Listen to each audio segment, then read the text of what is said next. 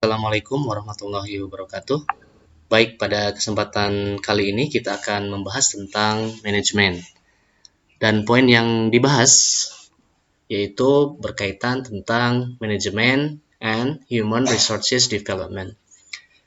Oke, di sini tentunya para manajer ya melakukan banyak sekali fungsinya dalam pekerjaan mereka.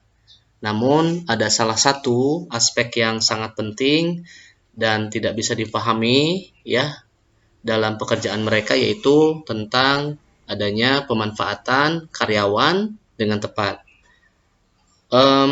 Sebuah penelitian menunjukkan bahwa kinerja ini erat kaitannya dengan motivasi, sehingga untuk bisa membuat para karyawannya ini termotivasi dalam pekerjaan mereka, maka ini merupakan sebuah komponen yang penting dalam manajemen yang baik.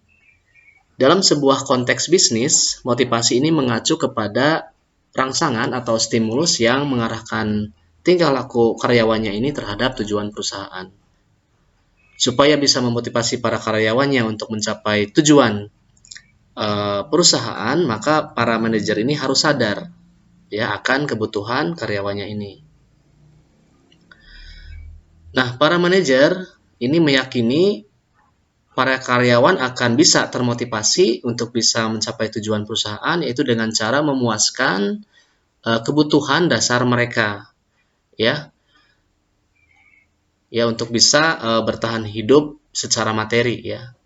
Nah, kebutuhan ini termasuk diantaranya ada gaji yang besar, kemudian kondisi pekerjaan yang aman, dan juga keamanan pekerjaan.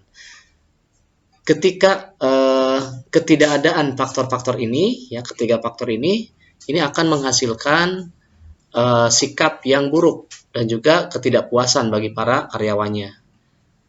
Nah, penelitian menunjukkan bahwa keberadaan mereka ini hanya menghasilkan sikap pemeliharaan dan juga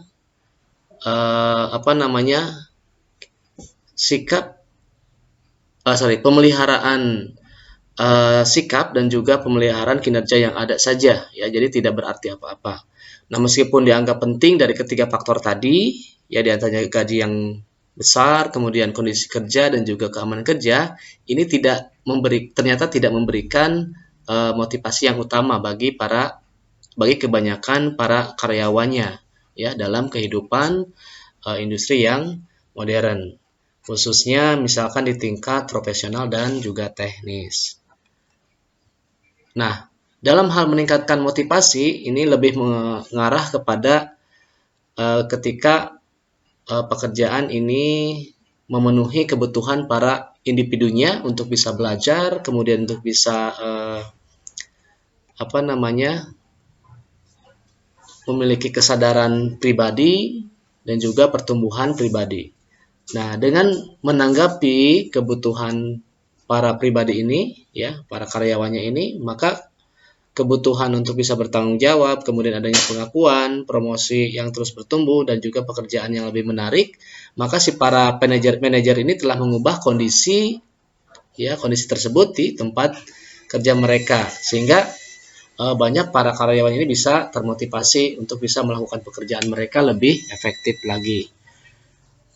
Ya, dalam upaya untuk bisa memberikan ya kebutuhan secara mendasar maupun kebutuhan pribadi bagi para karyawannya ini, maka pendekatan manajemen yang lebih inovatif seperti misalkan job enrichment atau pengayaan pekerjaan dan juga job enlargement atau perluasan pekerjaan ini telah diambil di berbagai perusahaan. Ya. Nah, untuk job enrichment ini atau pengayaan pekerjaan ini bisa memberikan para karyawannya lebih memiliki wewenang dalam mengambil keputusan yang erat kaitannya dengan perencanaan dan dalam melakukan pekerjaan mereka. Sebagai contoh, misalkan untuk job enrichment, seorang karyawan atau seorang pekerja kemungkinan bisa melakukan tanggung jawab misalkan seperti scheduling workflow, ya, menjadwalkan alur kerja, kemudian mengecek atau memeriksa kualitas pekerjaan yang dihasilkan dan juga meyakinkan tenggat waktu yang tenggat waktunya itu bisa terpenuhi. Sedangkan untuk job enlargement atau perluasan pekerjaan ini meningkatkan jumlah tugas para karyawan dalam melakukan pekerjaan mereka, yaitu dengan mengizinkan mereka bisa berpindah posisi atau berpindah pekerjaan ya, atau memberikan mereka tanggung jawab untuk melakukan beberapa pekerjaan yang lain ya. Sebagai contoh, misalkan daripada merakit hanya satu komponen mobil, maka para karyawan pabrik ini bisa digabung bersama ya, dan diberikan tanggung jawab atau tugas untuk merakit semua sistem bahan bakar, misalkan seperti itu ya. Oke, dengan cara mengembangkan kualitas kehidupan pekerjaan lewat pemuasan kebutuhan pribadi, kebutuhan dasar maupun kebutuhan pribadi para karyawannya ini, maka para manajer harus bisa berusaha ya, mengarahkan tingkah laku para karyawannya terhadap kebutuhan atau tujuan daripada perusahaan ini. Baik, demikian penjelasan tentang manajemen dan human resources development. Di sini ada latihan pertama dan latihan kedua ya. Untuk latihan nanti bisa dikerjakan sendiri, dan untuk mendapatkan file dan juga latihan ini bisa Anda download di bagian deskripsi video ini. Oke, terima kasih atas penjelasannya, perhatiannya. Saya mohon maaf ya atas segala kekurangannya. Assalamualaikum warahmatullahi wabarakatuh.